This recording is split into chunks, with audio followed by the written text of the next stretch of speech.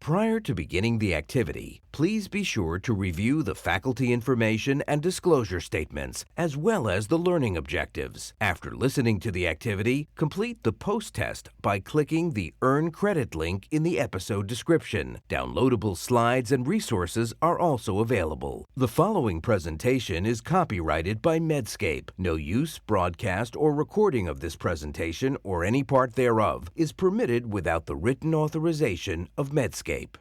The following presentation is part of a certified educational activity provided by Medscape Education and supported by an independent educational grant from Fathom Pharmaceuticals.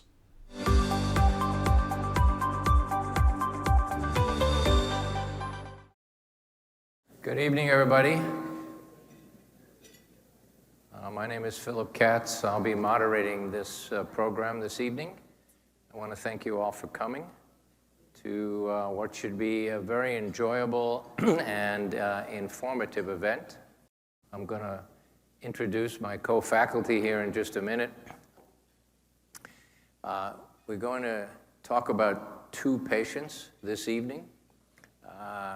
First is named Susanna, and that patient will be discussed by my colleague to my right, Raina Yadlapati.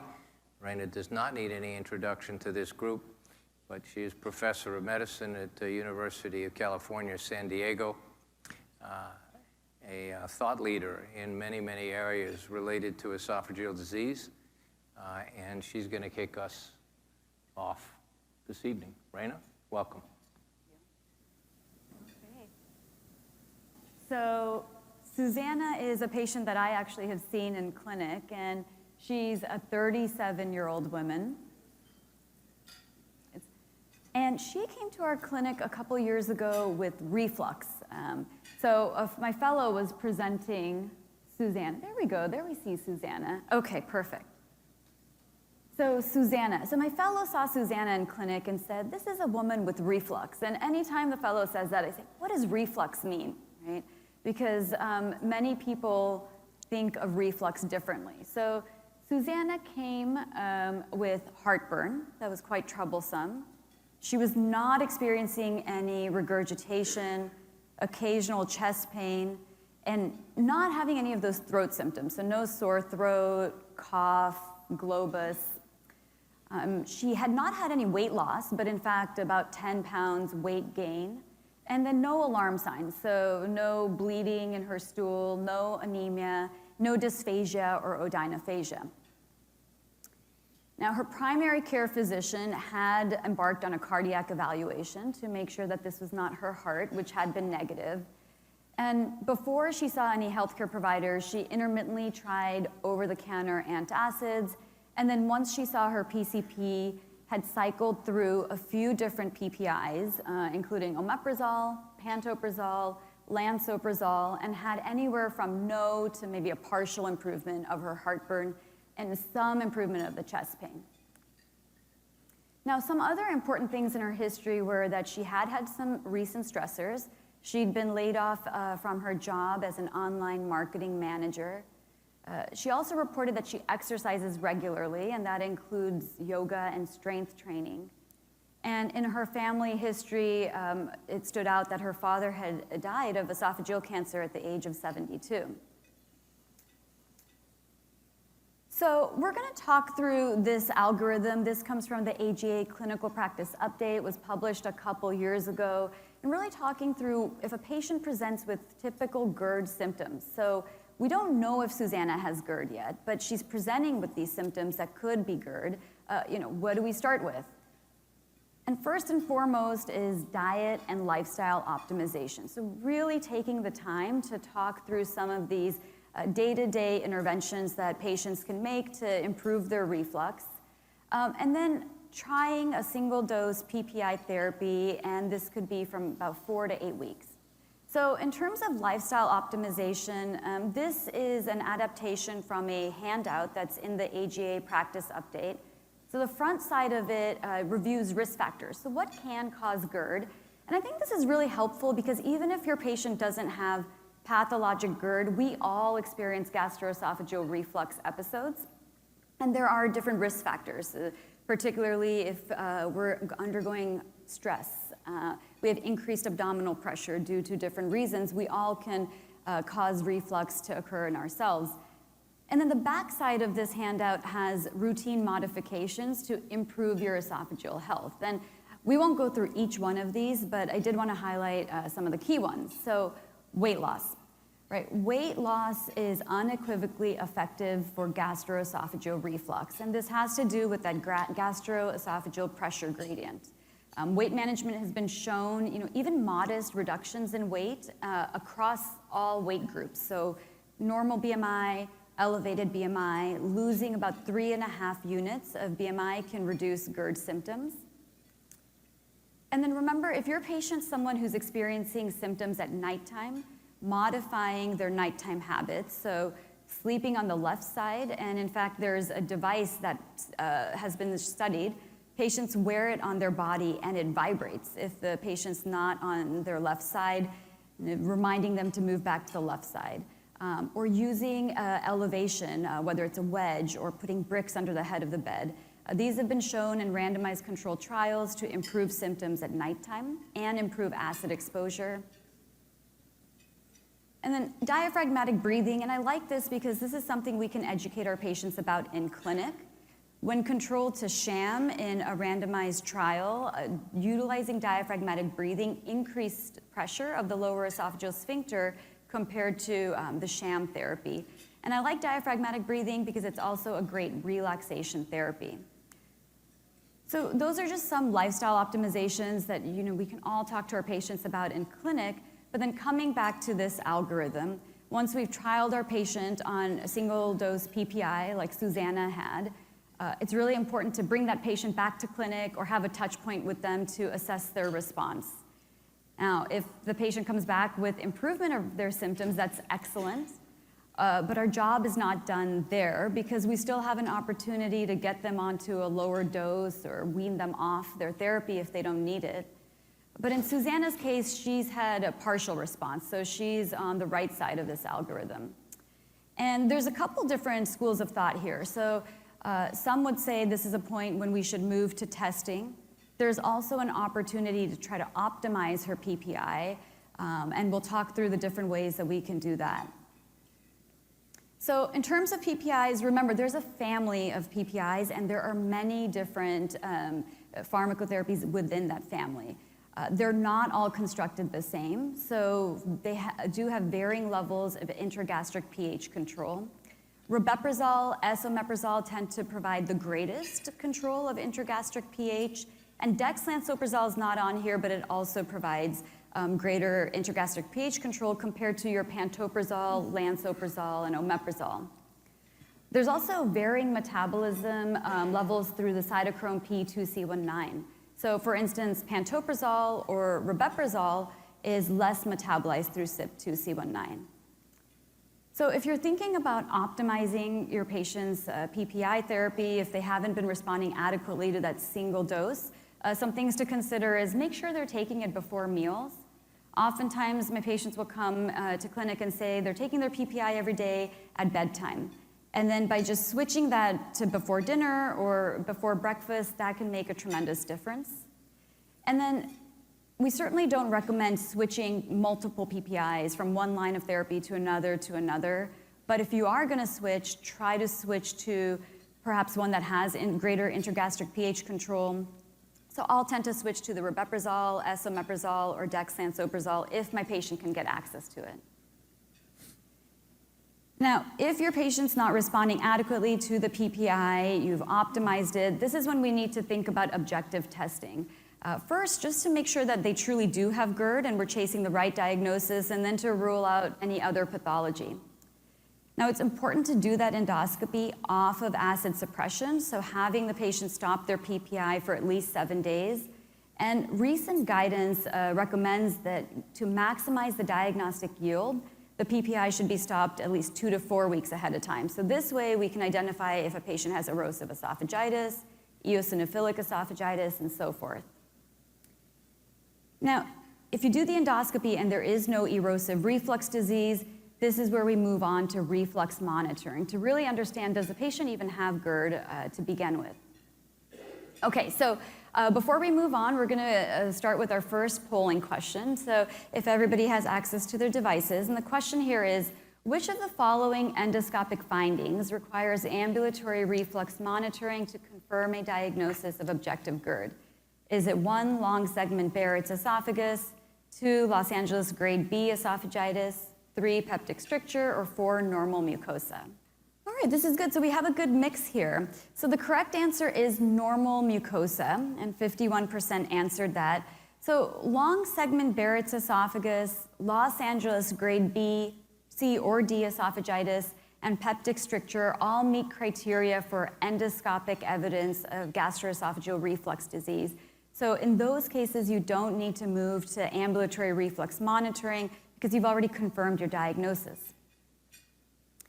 Now, remember, when we do endoscopy and if you encounter erosive esophagitis, be mindful of documenting according to the Los Angeles classification, Los Angeles grade A, B, C, or D. And the reason is that Los Angeles grade A can be seen in patients that are asymptomatic. It may not truly indicate pathologic GERD, whereas B, C, and D are confirmatory. And this dogma comes from recent data that shows if you have patients with different grades of esophagitis and they undergo ambulatory reflux monitoring, those with grade B, grade C, the majority of them will have elevated acid exposure. So again, you don't need to test them. You've already confirmed their diagnosis. But again, if we look at that LA grade A esophagitis group, it's a mixed bag. About 50% may have normal acid exposure when they actually undergo testing. All right, so we come back to Susanna, and she undergoes... Before you do that, oh yeah, Dr. Yadlapati, I'd like to introduce Dr. Prakash Gaiwali, Professor of Medicine from Washington University in St. Louis. Prakash, you want to make a quick comment about grade B, since you've just first authored the Lyon 2 consensus in which B moved from not definitive to definitive. Yes, thank you, Phil. So LA grade B, when we positioned LA grade B with Lyon consensus 1, which was 2018, we were cognizant of the fact that LA grade B by itself may not be enough to do something permanent to the esophagus. And at that time, there was still some confusion between gastroenterologists and surgeons as to exactly how to position LA grade B. But when we did that, we had an unanticipated consequence that people were taking patients with LA grade B off their PPI for testing prior to medical management, which was never the intention. So studies such as this one by Visagi et al. Demonstrated in no uncertain terms that LA grade B esophagitis, well-characterized LA grade B esophagitis, provided conclusive evidence of abnormal reflux burden if these patients were to undergo pH or pH impedance monitoring. So with Lyon 2, now we say that if the patient has well-characterized, not the borderline Bs, but well-characterized B, that is enough evidence for gastroesophageal reflux disease, enough evidence to undertake management. Dr. Yadlapati, go back. Thank you, Prakash. Well, in Susanna's case, she did not have Los Angeles grade B. In fact, she had beautiful, healthy-appearing mucosa on her endoscopy, no hiatal hernia. Remember, really important to do that retroflexion to evaluate the cardia and also to assess that gastroesophageal flap valve, which in her case had a Hill grade or an AFS grade of 2. So this is where we move to ambulatory reflux monitoring, because in Susanna's case, we don't know if she has GERD or if there may be another reason for her heartburn and chest pain. So the different options that we have to measure the amount of reflux in the esophagus are 1, wireless pH monitoring, or pH impedance catheter. Now, the pH impedance catheter is a transnasal catheter, and it is typically placed in an unsedated setting, 24 hours monitoring, and it has the ability to monitor acid exposure in the lower esophagus, but those impedance sensors also can measure flow. So you can assess what direction liquid or gas is flowing, how high. The wireless pH capsule is placed typically during endoscopy in the distal esophagus, and it has a pH sensor, wirelessly transmits data to the receiver, and it has a battery life of 96 hours. So nowadays, if you're seeing a patient like Susanna who has typical reflux-like symptoms and you don't know if this patient has GERD, the recommendation is that if you have access to both these technologies, to utilize prolonged wireless monitoring. And the reason being, this data comes from a clinical trial of patients just like Susanna, patients that had reflux symptoms that were not responding to PPIs. And what we found in that study is that monitoring for just 24 hours or 48 hours did not predict if a patient needed to stay on a PPI or if they could come off of it. But monitoring for 72 hours or more was predictive of outcome.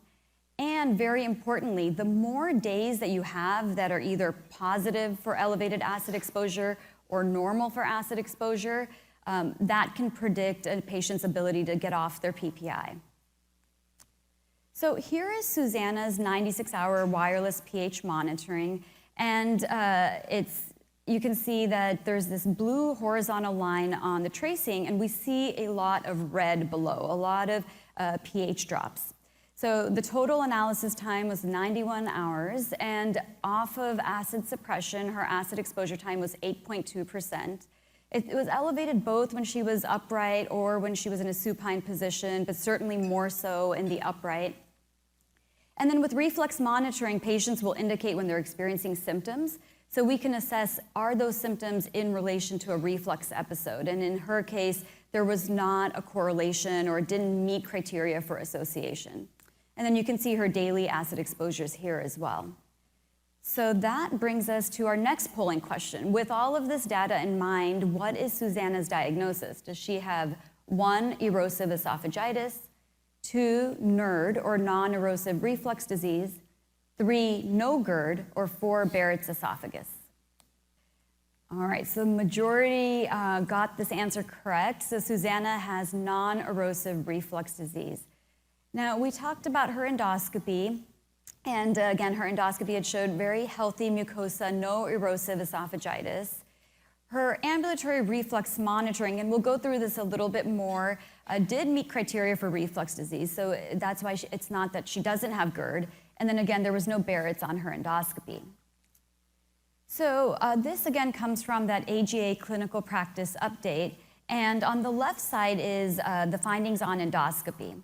And then the top row is what you find on reflux monitoring. So in Susanna's case, she had no erosive reflux disease on endoscopy, but on the reflux monitoring that was done off PPI, she had multiple days, definitely 2 or more days, where her acid exposure time was greater than 6%.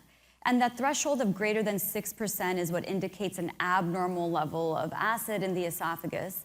Less than 4% is considered physiologic, and then 4 to 6% is that gray area where it may be elevated, and it really, you really need to think about the clinical picture to understand if this might be a mild or intermittent case of GERD. So again, Susanna does meet criteria for GERD, non-erosive reflux disease. So what do you all think? What would the next best step for Susanna be in management? Is it 1, optimizing personalized lifestyle management? 2, optimizing PPI therapy. 3, considering the role of PCABs or potassium-competitive acid blockers, either continuous or on demand. 4, personalizing adjunctive pharmacologics. Or 5, all of the above.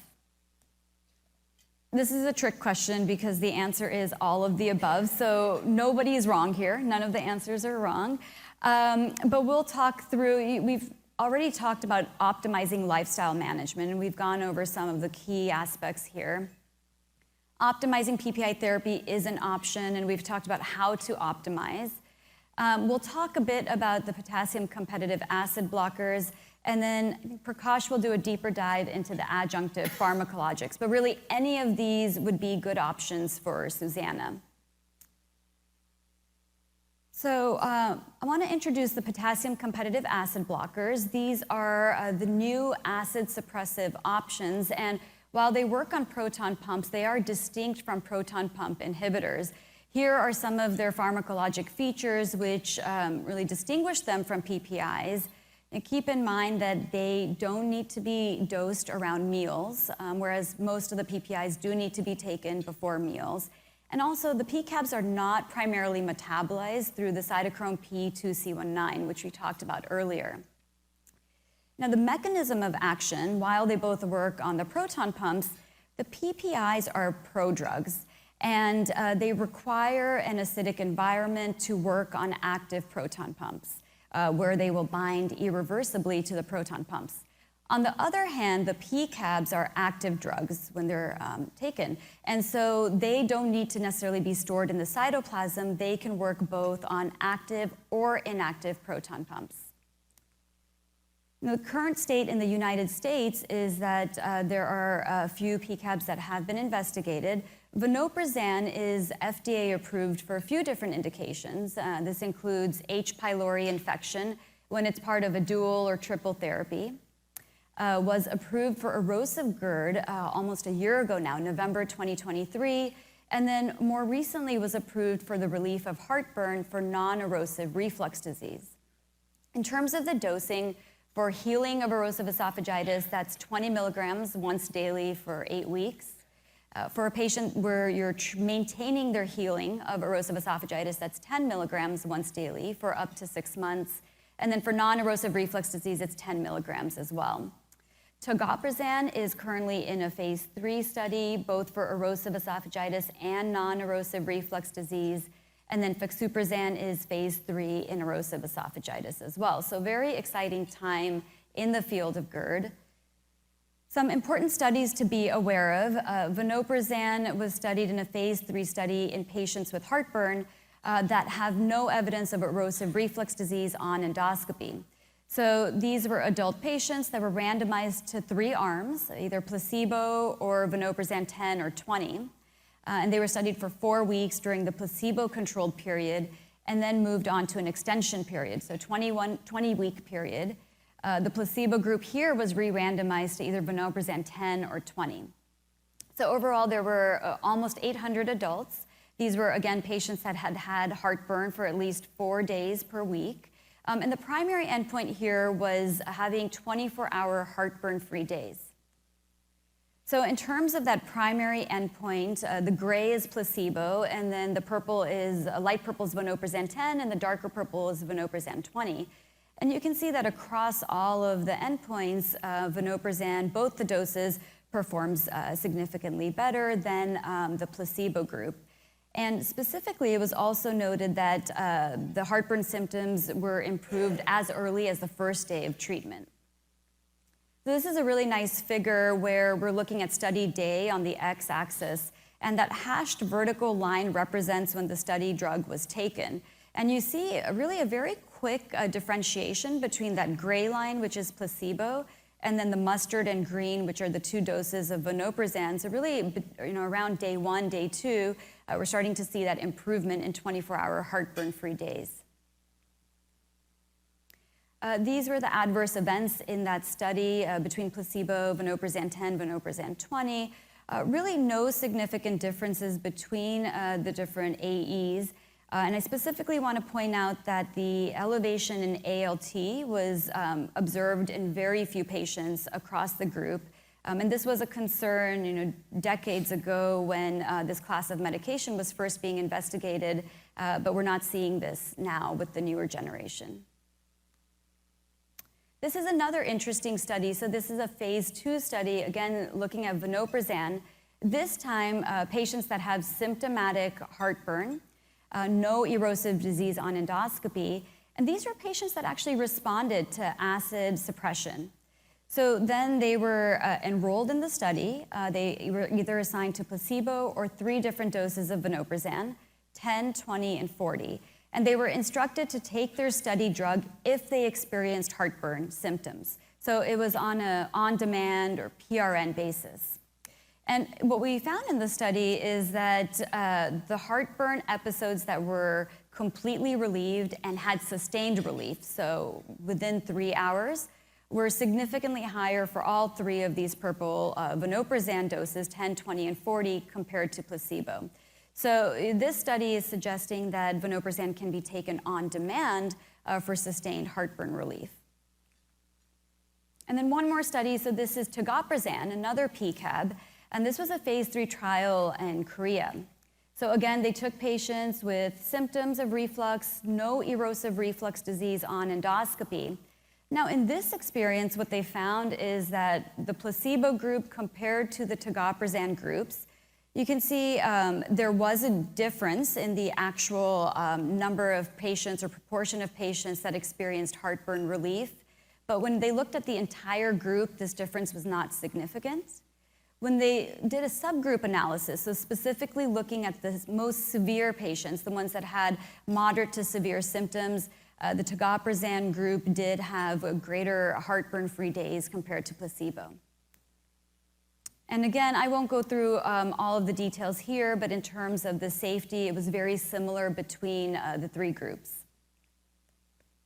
So I think the key takeaways here when we talk about Susanna and just going through these different options are, when your patient has typical reflux symptoms, but they're not responding to lifestyle modification or a trial of pharmacologics, we need to proceed with objective testing to really understand if they even have GERD. Remember, 30 to 40% of patients, when they undergo testing, will have negative findings. Important to hold the PPI for at least 2 weeks prior to that endoscopy. Now, if you're evaluating for GERD and there's no erosive reflux finding on endoscopy, the next step should be ambulatory reflux monitoring. If you have access to it, 96-hour wireless pH monitoring is optimal. And then if you prove GERD, all of these are options, including optimizing anti-secretory therapy. And this could include making sure your patient's taking it daily, before meals, or switching to another in-class PPI or perhaps a PCAB. And with that, Prakash, I'll hand it over to you. Okay, thank you, Dr. Yadlapati. We're going to go to case 2, which is Ray. I think we've got a nice transition and we can hold off for questions. Prakash Garwali is a longstanding colleague, well known to everyone in this audience, I assume. Like Dr. Yadlapati, prolific in research in this area, and his tenure at Washington University continues. And he's going to tell us a little bit about erosive disease. Wonderful. Thank you so much. It actually gives me great pleasure to talk about Ray, because Ray was the name of my mentor, Ray Klaus, who introduced me to this field many years ago. But Ray, in this case, is a 49-year-old gentleman with persistent erosive esophagitis. So he has retrosternal burning, typically after meals, no other symptoms, intermittent solid food dysphagia. He's a little on the obese side, recent 15-pound weight gain, and his initial endoscopy showed LA grade C esophagitis. So it's important to revisit the idea of endoscopic GERD phenotypes. The most common phenotype, the most common finding in GERD when you endoscope is normal mucosa, like Susanna, like the patient that Raina talked about. But then you can have patients with erosive esophagitis, and we just heard that LA grades B, C, and D are conclusive evidence for reflux disease. So is a peptic stricture, so is Barrett's esophagus, biopsy-proven Barrett's esophagus, meaning that among these endoscopic GERD phenotypes, only normal mucosa and LA grade A require further confirmation of GERD with alternate testing. And this is a summary of the Lyon Consensus 2.0 guidelines for modern diagnosis of GERD. If you look at the top blue row, unproven GERD, that was Susanna's case, where there was no clear evidence of reflux on endoscopy on her prior evaluation. And in that setting, if you look at the top pink row, conclusive evidence of pathologic reflux, you have choices from endoscopy as well as from pH or pH impedance. And the bottom pink row, evidence against pathologic reflux, you don't have an endoscopic option there because any endoscopic finding, even a normal endoscopy, would be inconclusive for pathologic reflux. On the other hand, if acid exposure time is on the physiologic side, as Dr. Yadlapati talked about, less than 4%, or you have small frequency of reflux episodes, a low baseline impedance, those are parameters from pH impedance testing, then that's evidence against pathologic reflux. If you look at the orange row, borderline or inconclusive evidence, you will need evidence from the green row, supportive or adjunctive evidence, to sway your impression towards conclusive reflux. If those are absent, then those also would be similar to the patients with evidence against pathologic reflux. That's unproven GERD. The patient I'm talking about has proven GERD. So he has LA grade C esophagitis. So if we are to move forwards and treat this patient and he were not to get better, you would need to look at the column way to the right and look for findings listed in that column similar to what we talked about for unproven GERD to decide if he had continuing evidence of GERD. So that would be the box, the pink box at the top of the last row, the top row on the right side. If he had ongoing LA, B, C, or D esophagitis, a peptic stricture that did not heal, or if he had acid exposure time more than 4%, or high numbers of reflux episodes on testing performed on therapy. So in proven GERD, you can test patients on therapy. That would be evidence that the patient had refractory GERD, GERD refractory to whatever means were being used to treat him. And similarly, if the acid exposure time was less than 1%, reflux episodes less than 40, or baseline impedance more than 2,500 ohms, that would mean that the treatment that the patient was being given was adequate for reflux management, and that his symptoms, if he had ongoing symptoms, would be from something else. Now, borderline and supportive work just the same way as they do for unproven GERD. So this is the summary figure from Lyon Consensus 2.0. So to recap, acid manipulation is the mainstay of initial management of all reflux disease. And these are the options that we have thus far. So we started with lifestyle, over-the-counter medications, and then H2 receptor antagonists and proton pump inhibitors. That's standard management. And if patients don't improve, that's when we go to GERD confirmation using investigation. Now, when it comes to healing of erosive esophagitis, the duration of time acid is controlled in the stomach. Remember, the gastric acid has a pH of 1 or 2. The duration of time you can get that pH above 4 is predictive of the proportion of patients who heal their erosive esophagitis. And you can see this is a meta-analysis from many years ago that has multiple studies listed here with a very good correlation between the duration of time the gastric pH is above 4 and the proportion of patients healed. And if you look at how these fall out, at least among the agents that we have so far, the PPIs are the ones that keep the gastric acidity above 4 the longest, and they are the ones that heal erosive esophagitis the longest. Now, if you were to think about potassium-competitive acid blockers, they would be to the right of where the PPIs are listed here. Now, our moderator, Dr. Phil Katz, did this study 20 years ago, 25 years ago, where he looked at the duration of time. Again, duration of time, the gastric pH was above 4, and the likelihood of healing in a prospective fashion. And he demonstrated the same findings, that there was a relationship between the duration of time you controlled gastric acid and the healing of esophagitis. So it's important for us to understand the proton pump inhibitors as best we can, because these are still the agents that we use in most of our patients with gastroesophageal reflux disease. And you can see that gastroesophageal reflux disease is one of the primary indications for use of proton pump inhibitors. You can see the other situations where we use these agents: peptic ulcer disease, prevention of NSAID-related erosions, eosinophilic esophagitis. We also use these for stress ulcer bleeding and a couple of other uses, including hypersecretory states. And it's important to recognize these agents are relatively safe. Regardless of what your patients or you may be reading on the internet, the real side effects you can see here are mostly benign. There are some idiosyncratic side effects, including interstitial nephritis and microscopic colitis.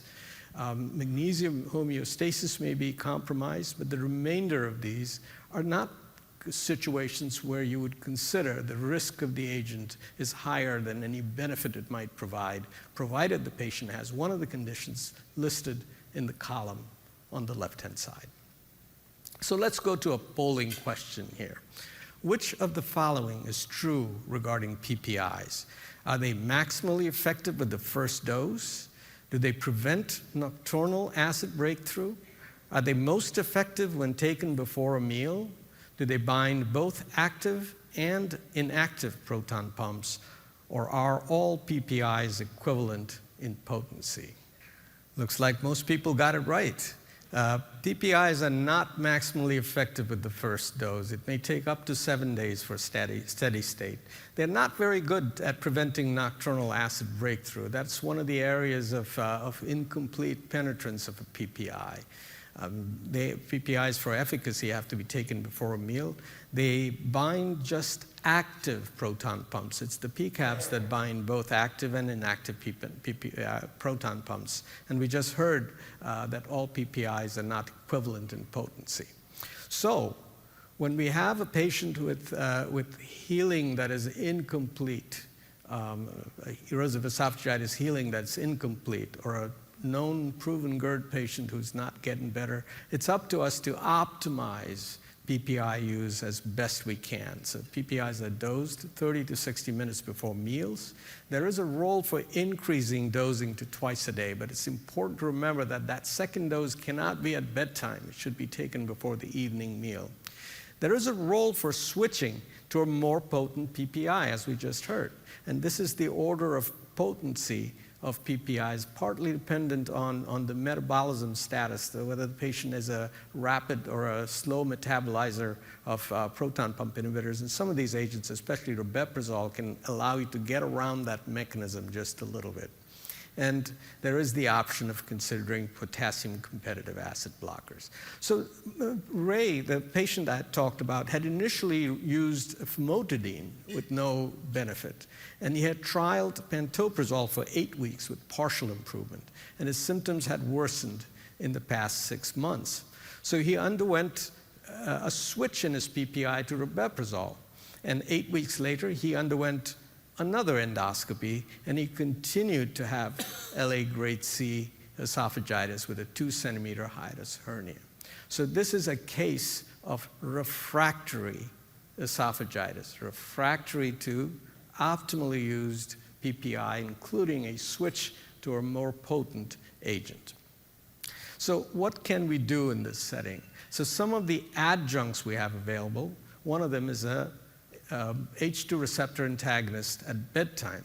And this has been studied in the past and has been demonstrated, at least in the short term, to provide a longer period of gastric acid control compared to BID PPI alone as an adjunct. So if added on at bedtime, this can allow a longer period of gastric acid being above 4. Why is nighttime important? In patients with LA grade C esophagitis, there is probably some disruption of the gastroesophageal barrier. And so when the patient is recumbent, it is easy for acidic gastric content to bathe the distal esophagus, especially if some of the lifestyle measures are not completely followed, such as not laying down within a couple hours of eating or sleeping with the head end of the bed raised. Now, the issue with H2 receptor antagonists is that they may be subject to the phenomenon called tachyphylaxis, where the efficacy wanes with time, and that's what the graph on the right-hand side shows. That is not necessarily always true, because these agents may have a value in using as an adjunct to BID PPI. It might be important to consider treatment holidays, but another property of H2 receptor antagonists is that they may have some sensation-lowering properties. They may reduce a little bit of esophageal sensation and help patients in that fashion as well. An alternative agent that is available that can reduce frequency of transient lower esophageal sphincter relaxations, or TLESRs, which are believed to be the primary mechanism of gastroesophageal reflux, is baclofen. This is a GABA-B receptor agonist, and it reduces frequency of reflux episodes by suppressing transient lower esophageal sphincter relaxations. In the graphs on the left-hand side, you can see that the esophageal acid burden, the pH, is controlled better in patients who take baclofen as opposed to placebo, and the frequency of reflux episodes is reduced. And on the right side, you can see that this benefit can be seen with and without hiatus hernia, patients with hiatus hernia as well as patients without. The part that can be limiting is that this agent may be associated with side effects, especially dizziness or sleepiness, and may not be as tolerated by older patients. But this can be a useful adjunct, especially in patients who have regurgitation episodes or reflux episodes postprandially, and the medication can be used close to or just after meals. I traditionally start this agent at 5 milligrams once or twice a day, with the option of going up to 10 or even higher. So we can optimize PPI therapy, use the most potent agent to switch the PPI around, but eventually we may need to look for some of these adjuncts, short-term nocturnal H2 receptor antagonists, baclofen. I didn't have a slide on topical mucosal protective agents, but alginates in combination with antacids, or some of these other mucosal protective agents that bind to the mucosa can be options in these patients. But the exciting thing these days is the use of potassium-competitive acid blockers in patients who are refractory to PPIs in terms of erosive esophagitis. So this is one of the older studies from 2016, where vonoprazan VPZ was compared to lansoprazole LPZ. And in all comers, there was a benefit in proportion of patients healed, proportion of patients with erosive esophagitis. But that benefit was particularly marked in patients with advanced grade esophagitis, patients with LA grade C and D esophagitis, where the healing rate with lansoprazole was only in the 60s, or only in the 80s, whereas with the potassium-competitive acid blocker, you could get to the high 98% here healing. Now, this was the pivotal study done in the United States where vonoprazan was compared to lansoprazole in erosive esophagitis. This was published in Gastro last year. Again, there was a non-inferiority of vonoprazan compared to lansoprazole in all comers with erosive esophagitis, but there was superiority, a distinct advantage in patients with LA grade C and D esophagitis, just like the patient I talked about. The adverse events were similar, just like with the non-erosive reflux disease data that Raina showed, and there was really no hepatotoxicity, an important consideration because in the 1980s, when PCABs were first developed, they were abandoned because of significant hepatotoxicity, and it took all these years to develop agents that were safe to the liver, and vonoprazan is one of those.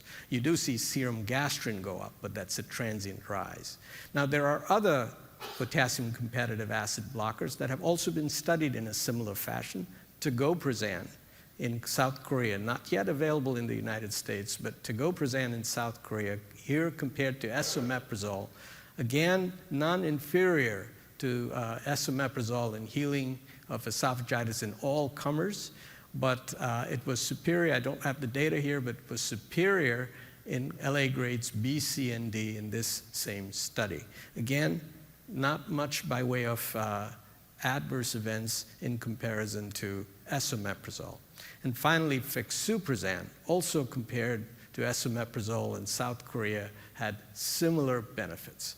Fexuprazan, again, is not available in the United States. So these are the three most common potassium-competitive acid blockers available around the world. Only one of them is available in the United States. So now the hierarchy of GERD management includes potassium-competitive acid blockers in some of these settings, especially in these refractory settings, LA grade C and D esophagitis, especially when they haven't gotten better, they haven't healed up with the conventional the conventional PPIs, as well as switching to a more potent PPI. Now, when all these measures are insufficient, or when the patient has a significant disruption in their gastroesophageal barrier, then it may be necessary to move past medical management to surgical management, endoscopic management, or some of these novel approaches. Now, there is also a role for using some of these adjuncts that Dr. Yadlapati talked about, diaphragmatic breathing. If the patient has a hypervigilance pattern causing heartburn that is not healing despite adequate acid management, some of those patients may benefit from other approaches, such as hypnotherapy or acupuncture even. And some of the surgical options that are available may have to be tailored to the individual patient's situation. So not just fundoplication, which is the traditional means of surgical management of reflux, but also magnetic sphincter augmentation, which is available and can be tailored, can be used in patients with good esophageal motor function and no hiatus hernia who have ongoing regurgitation predominant symptoms, especially, that do not heal up or do not go away with traditional treatments.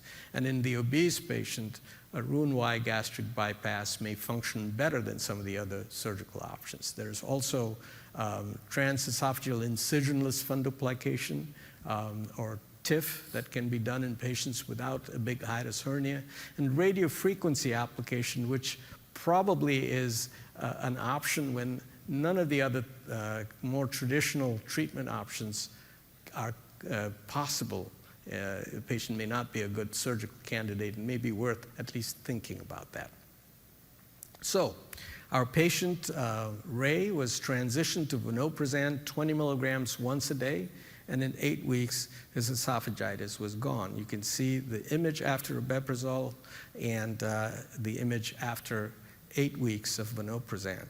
And this brings one other point into consideration, and one other reason to do that follow-up endoscopy. If you look at the esophagogastric junction, there is a tongue of salmon-colored mucosa that we would never have seen when that esophagitis was present. That's another reason to follow these patients up to healing, because this patient actually had a short tongue of Barrett's esophagus that was uncovered after the esophagitis healed. We biopsied that. It was non-dysplastic Barrett's, so he will need to come back for surveillance in 3 to 5 years.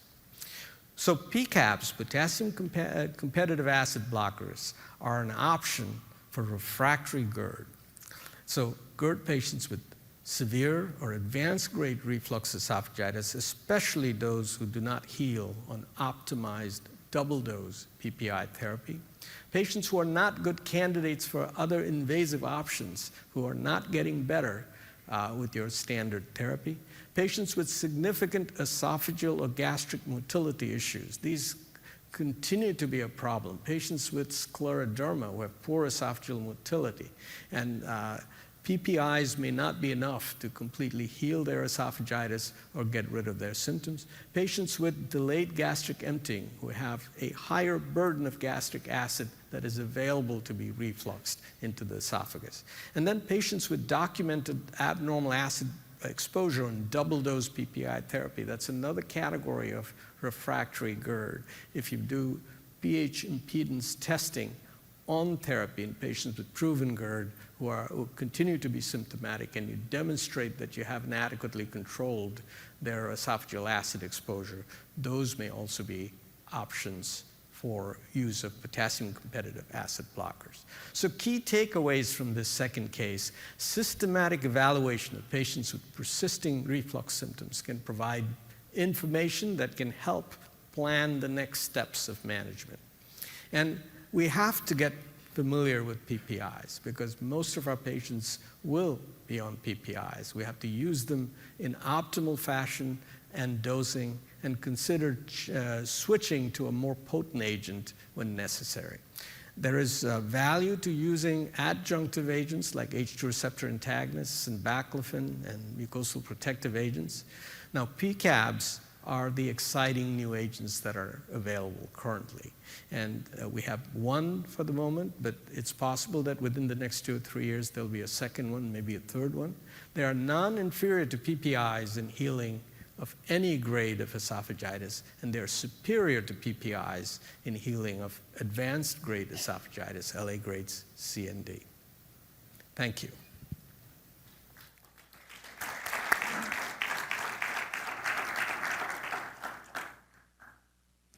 Okay, so we now have actually a fair amount of time for questions, so I'm going to encourage as many of you in the audience and on the stream to please put your questions in the chat. I'm just going to take a moment or two to go through them. We'll try and get to them all. We'll take one that we did not address, and that's the role of prokinetics in GERD. Volunteers? I'm kidding. I'll take that first. We basically have one that is approved, actually, for GERD, metoclopramide.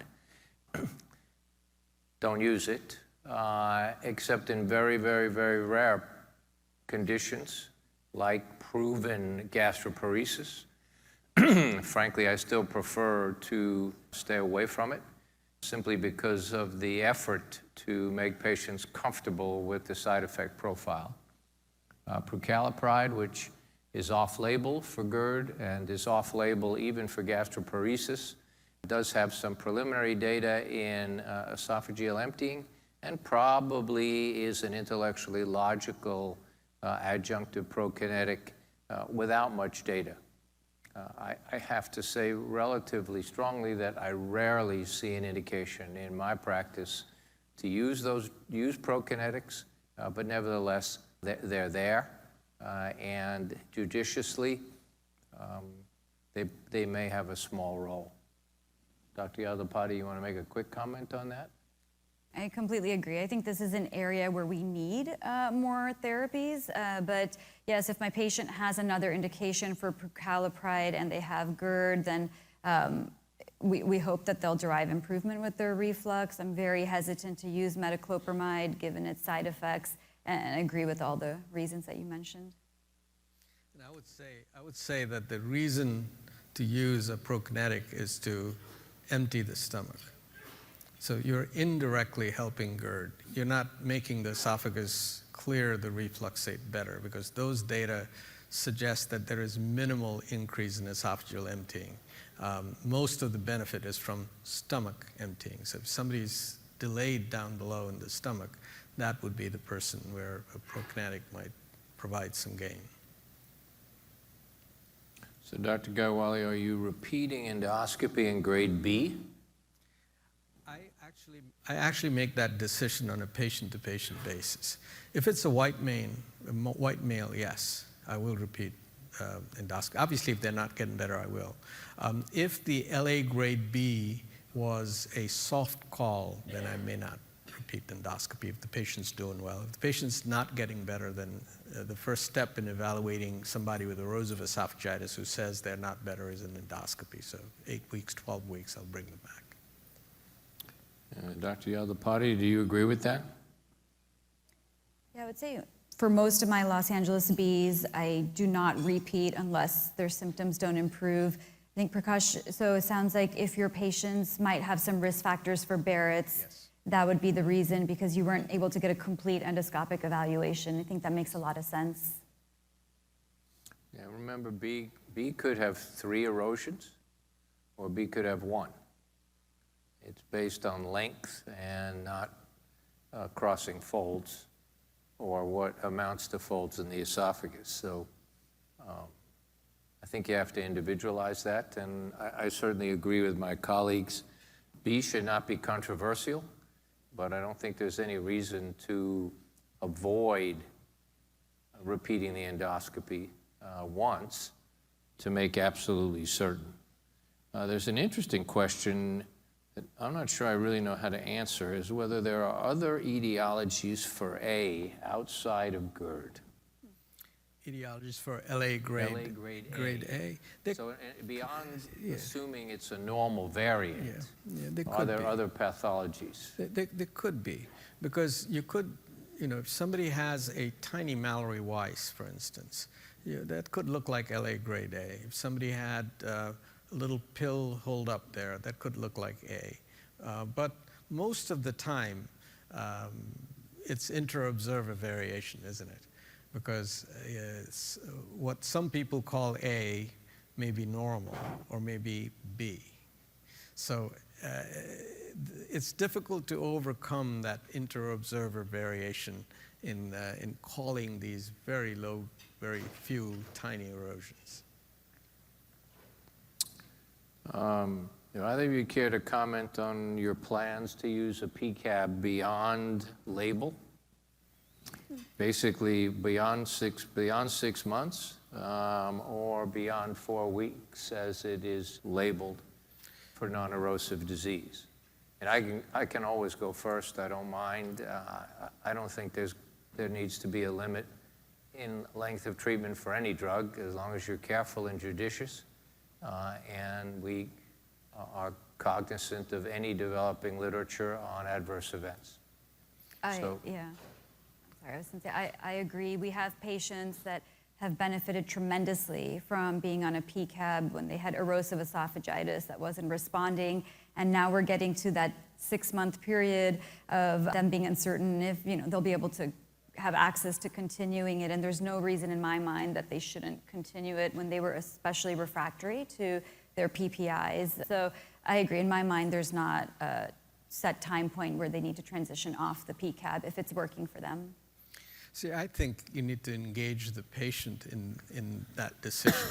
Because if somebody has refractory esophagitis that required a PCAB, are we going to, is the patient going to want to be on a medicine for their life? Or are there other options? Are there other mechanical options? So would the patient be a candidate for one of these invasive therapies? I think that is a discussion to be had with the patient. And if the patient is willing or wanting to be managed medically, I see no reason why it can't be continued past the 8-week or the 6-month time point. So there are a fair number of questions alluding to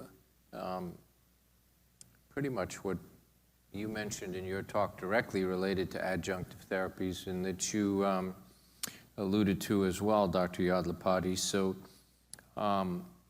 things like arms, any kind of endoscopic intervention alone, the combination of TIF and hiatal hernia repair, all of these have impacted the chart here. Probably a lifetime of talks and a lifetime of research, but we're up here, and it's a pretty important area that as our endoscopic abilities expand and people's creativity with an endoscope expand, there'll likely to be more and more acronyms. Now, I have a generalization in my practice, is that any intervention that doesn't involve a hiatal hernia repair is temporary. So whatever you think or read about any of these, the likelihood is that people will relapse to some degree with those therapies if there is a substantial hiatal hernia. My colleagues may not agree, but that's my clinical experience. There are patients in whom you don't see a hiatal hernia that actually have one, so I advise care in doing any endoscopic intervention. The converse is that I think it is perfectly reasonable to offer a patient an intervention that will reduce the amount of medicine they have to take. And quite frankly, where PPIs are concerned, we've listened and watched and debated side effects for 35 years. We're going to do the same for PCABs. And I think if you can take less medicine, it might make the patient feel better, it might be easier, and there I think there is a potential for us to understand interventional endoscopy and its role in GERD at a higher level. Comments from the two of you? I don't have a preference for operation, to be honest. See, I would say that patient selection is key, because all of these interventions involve creating a barrier. So if the patient starts out not having good esophageal motor function, you're going to create new symptoms. You're going to create dysphagia. You're going to create inability to vent the stomach. So patient selection is key when considering some of these interventions. Now, the best data we have is for standard fundoplication. The longest duration of data that we have, duration that we've followed patients after intervention is after standard fundoplication. So we have longish data with magnetic sphincter augmentation, maybe 10 years worth of data with transoral incisionless fundoplication. Now, arms, the idea is you're creating a stricture to treat reflux disease, and so you have to have everything else pristine. Motor function, hiatus, all of that has to be pristine for this approach to work without creating too much of dysphagia. So again, discussion with the patient, personalizing the approach to the individual patient, and making sure that the patient understands what they're getting into and that the operator knows what they're doing. One thing I'll add to that in terms of the patient knowing what they're getting into, the data shows that whether a patient has a fundoplication, magnetic sphincter augmentation, or transoral incisionless fundoplication, about 5 years out, 30 to 40% of patients will be on some form of acid suppression, such as PPIs. So I think it's really important to level set with the patient that this doesn't mean that they won't require acid suppression in the future. And with just general abdominal pressure and wear and tear, they may have a touch of refractory GERD. But that doesn't mean it's a failure of the therapy. As Dr. Katz was saying, if they can be on a lower dose of their acid suppression and have an effective barrier therapy, that's considered a win as well. So Dr. Yadlapati, I'm going to ask you first. Do you see a current role for PCABs, or are you using them in extraesophageal symptoms, specifically so-called LPR or chronic cough? Sure. So extraesophageal symptoms, I think the way I like to look at it is, do we think the patient actually has GERD? All right. So if a patient has proven GERD, and we've talked through how we evaluate them with objective testing, and they're not responding to more of our routine therapy, I think it's very reasonable to trial a PCAB if we think acid is the mechanism as to why they're having their symptom. Now, in prior experience, acid is typically not the reason for the throat clearing or for the ongoing cough. It may be from mechanical reflux, it may be from a hypersensitive larynx. It's usually not the acid. So I think we need to be thoughtful of, is additional acid suppression actually going to address that symptom? But I think if you have proven GERD and you think acid's the culprit, very reasonable to try it. See, I would say, in addition to that, I would say that the likelihood of the patient with isolated laryngopharyngeal symptoms, not LPR, we're going to call these laryngopharyngeal symptoms going forwards, or extraesophageal symptoms, the likelihood that those patients have GERD is much, much, much lower than patients with typical symptoms of heartburn, chest pain, or acid regurgitation. So if you take that into consideration, if somebody has isolated symptoms, extraesophageal laryngopharyngeal symptoms, it might be more cost effective to test them to see if there is abnormal reflux burden rather than treat them first. In contrast to patients with typical symptoms where there is a larger proportion of that patient population who has true GERD, in which case an empiric therapy makes sense.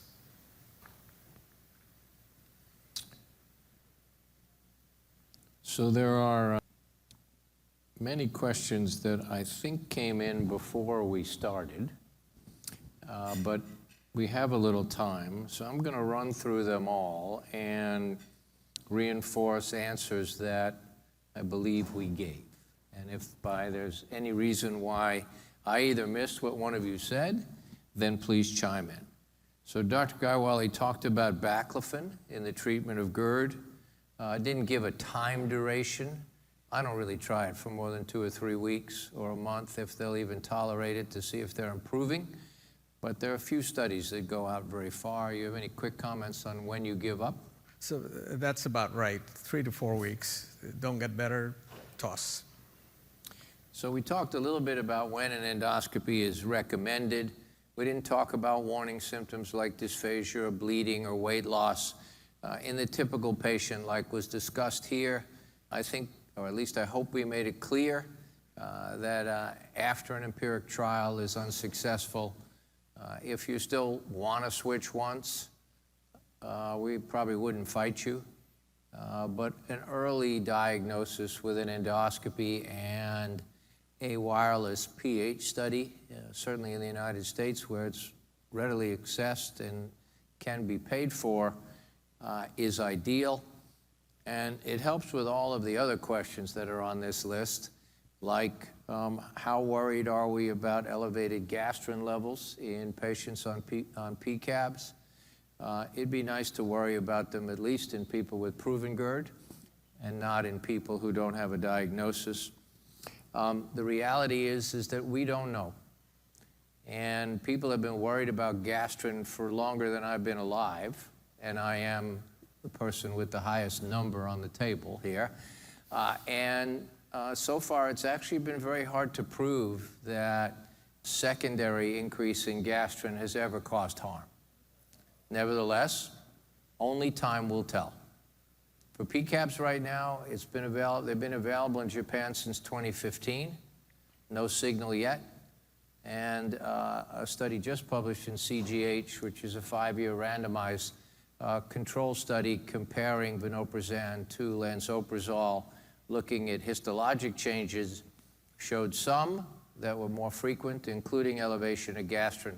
But again, no signal, meaning no malignancies, no major changes, and no major reports of B12, calcium, neurologic changes, cardiac changes, bones, and even yet infections. But I'm sure they're going to come because that one is real. In fact, the kidneys have not actually been brought up with any of the Japanese data at this point in time. So safety, we're going to be careful. We're going to be careful for a long time. But everything on the list, we're going to think about and we're going to watch for, because that's truly what is best for patients. Can anyone see a role for a combination of a PCAB and a PPI? No. No. Okay, we got 3 no's on that one. Somebody will come up with it, and we'll probably see patients who are on both. But the science doesn't make a lot of sense, and if one's worried about cost, that one would really be quite a big one. The one thing I'll say about that is we have had patients that were on PPIs that were then prescribed PCABs, and it wasn't clear to them because it's a different class of medication that they needed to stop the PPI. So I think an important point and instruction to go over with the patient when they're transitioning, they should stop the PPI so they're not on quadruple doses of acid suppression. There is a question on updates on toxicity with high-dose PPI therapy. I'm going to take that one simply that if there are side effects that are related to acid suppression, then high dose will be worse than once a day. The difficulty you're going to have is that the background prevalence with once a day is arguably low, even if there are some horrible. And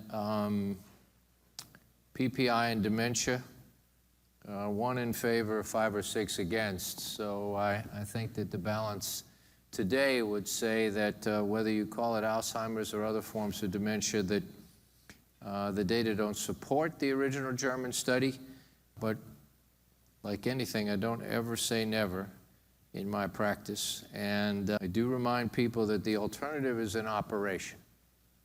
And that's where the balance comes. And I have to answer the question on chondroitin sulfate and the role of chondroitin sulfate in GERD because somebody asked it. I've never used it. Dr. Yadlapati is going to give you a scientific answer in a moment, and then I'll let Dr. Gawale answer the last question. I'm kidding. Oh, We sure. don't really have any major data on it, and I'm not really sure why it would work. It's been studied in Europe as a bioadhesive device, in a sense. It's taken orally and it coats the mucosa, and symptoms, I believe it was symptoms of heartburn, did significantly improve compared to placebo. And so there is some interest and research underway in Europe. Prakash? Yeah, it's available in Italy, I believe, and it can be used as an adjunct to PPIs in patients with persisting symptoms, and in patients with mild symptoms, it can be a standalone, as far as I understand. I've not personally prescribed it, but it's available. Yeah, the nuances of all of these adjuncts are either scientifically interesting or difficult to worry about, because in reality, they work in one sense by neutralizing acid, and in another sense by improving clearance. So one of the reasons why placebos relieve acute heartburn is because you drink something, and it clears the esophagus, so it shortens mucosal contact time. If it works, the patient doesn't mind paying for it, it's all fine, because if it's not absorbed, it's probably not going to hurt you in any major way unless you abuse it. All right. It is always wonderful to end on time and early. I'm going to thank my co-faculty for excellent presentations and for careful preparation, the audience for your attendance and staying power, Medscape for putting this all together, and I wish you all a good evening, a good night, and an enjoyable rest of the meeting. Thanks all very much.